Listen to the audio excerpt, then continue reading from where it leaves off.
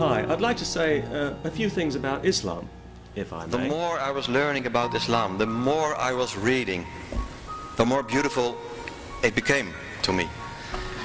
And the more I was lost. I felt lost, I felt lonely, I felt, where do I belong? I'm not a Muslim, but I don't see them as evil anymore. I don't see them as enemy anymore. I don't belong to this political party. Where do I belong? I didn't know. I was lost. And I also was a little bit depressed in this period, because everything that I thought was clear for years turned out to be wrong. All my prejudiced ideas about Islam, that they were oppressing women, that it was evil, that they were terrorists, it became clear to me that it was wrong, that I was wrong, that these people are wrong who were telling us this. And after a year, a bit longer, a year and a half, I decided, okay, this religion is so beautiful, so peaceful, so wise. The people that I've met are so friendly, so warm, and everything they are telling me fits me as a person. I feel it in my heart. This religion is the most beautiful and most sincere and loving religion. And then yes, in April 2012, I said the Shahada.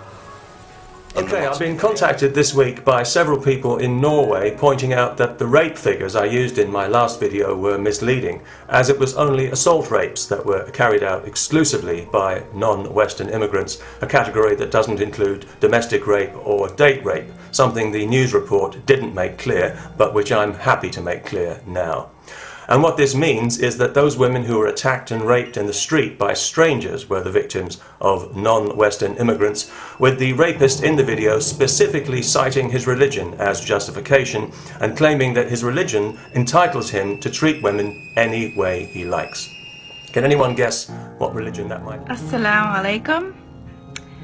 I'm making this video here because, man, people are really ignorant. First of all, I'd like to say I am American. I'm American. That's right. And I'm Muslim. I converted. Yeah. Sorry to say, yes, I chose to wear this towel on my head. That's right. Bought it at Walmart. Thing cost me $4.88. Yeah, I have a whole lot of them. It was my decision. Just because I'm Muslim doesn't mean I'm from an Arab country. Yeah. That's right. Muslims can be American too. They can be white like me. These are my eyes. Blue. Not contacts. Blue. Don't tell me to go back to my country, because this is my country. As a matter of fact, my great-great-great-grandfather, yeah, he was a Cherokee Indian. Well, this week in Britain, the multicultural left have had their knickers in a twist because the Prime Minister dared to criticise their sacred ideology. In fact, he did more than criticise it, he condemned it outright as a failure, and about time too. However, I think he let them off rather lightly given the actual scale of the crime, so allow me to add a few further notes to Mr. Cameron's remarks. Multiculturalism would be a good thing if it was what it pretends to be, which is a society where everyone is equally respected and mutually enriched. What could be better? The first racist was Iblis. The first racist was Iblis. Think about it. Because what did Iblis say? I'm better than him because of my origin. It's exactly what racism is, right? I'm better than you because of my ancestry. I'm better than you because of my skin color. This is the essence of racism. So anybody who's a racist has a trait of Iblis in him. Anybody who thinks he's better than somebody else because of his ethnicity, his skin color, his language is a racist. The demonic god, it's Baal worship, that's what you're involved in. There's a lot of evil around us, and evil's winning right now. I'm talking about Lucifer, the Luciferians, the Illuminati. They do exist. And let me tell you something. People think when people talk about the Illuminati that, oh, these people are nothing but kooks and conspiracy theorists. Well, why do you listen?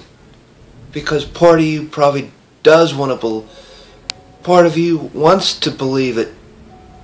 Let me tell you something. The Illuminati's out there, folks.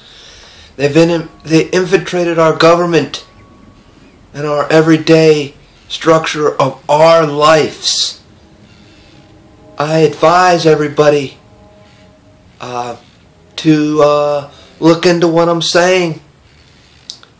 Just to look into it. Google it. And this is just not my opinion. It's actually true, and it's 100% fact. This is to save everybody from damnation. A lot of the symbols which are used by the Freemasonry and a lot of the beliefs in the Freemasonry system comes out of the ancient scriptures, ancient Jewish scriptures. But the Jews have transformed the Freemasonry movement to be an international movement, not an exclusively Jewish movement. So that the link between Freemasonry and Judaism no longer exists today in the popular consciousness. So a Prime Minister of Australia can be a Freemason, yeah? And a Prime Minister of Britain who is not a Jew can be a Freemason. The reason why they've done that is so that they can use this movement, the Freemasonry movement, as a front through which they could pursue their objectives without allowing themselves to be identified as the actor. So they can remain as the hidden actor behind the Freemasonry and the Illuminati.